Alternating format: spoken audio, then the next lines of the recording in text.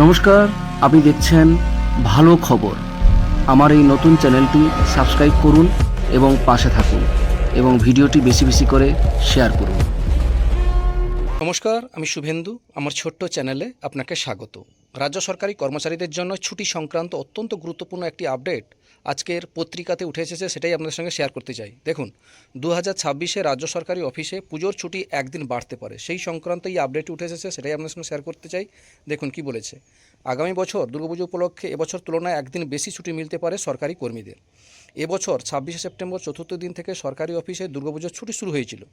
লক্ষ্মী পূজার পর একদিন বাদ দিয়ে 8ই অক্টোবর সরকারি অফিস খুলেছিল। শনি রবিবার মিলিয়ে মোট 12 দিন ছুটি ছিল এবারের পুজোয়।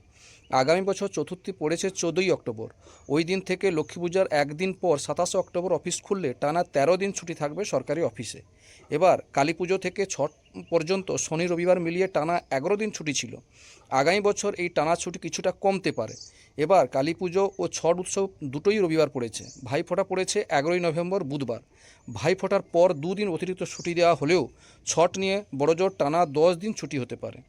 আগামী বছরের সরকারি ছুটির তালিকার বিজ্ঞপ্তি এ মাসে প্রকাশ করার কথা। তবে আগামী বছরের ক্যালেন্ডার অনুযায়ী বছরের প্রথম মাস জানুয়ারিতেই 2 দফায় 3-4 দিন করে ছুটি পাবেন সরকারি কর্মীরা। বিবেকানন্দের জন্মদিন 12ই জানুয়ারি সোমবার পড়েছে, ফলে শনি রবি মিলিয়ে 3 দিন ছুটি থাকবে। এবার 23শে জানুয়ারি নেতাজি জন্মদিবস শুক্রবার পড়েছে। 26শে জানুয়ারি সাধারণতন্ত্র দিবস সোমবার, ফলে 4 দিন টানা ছুটি থাকবে। কয়েকটি সরকারি ছুটি অবশ্য যথারীতি শনি রবিবার পড়েছে। এবার 15ই আগস্ট স্বাধীনতা দিবস রবিবার, 10ই অক্টোবর মহালয়া শনিবার, 9ই রবীন্দ্রনাথ ঠাকুর জন্মদিন শনিবার পড়েছে। এই ছিল ছুটির সম্পর্কে একটা নির্দিষ্ট তথ্য দেওয়া হয়েছে, সেটাই আপনাদের সঙ্গে শেয়ার করলাম। যাই হোক, ভিডিওটা দেখার জন্য অসংখ্য ধন্যবাদ। সকলে ভালো থাকবেন, সুস্থ থাকবেন।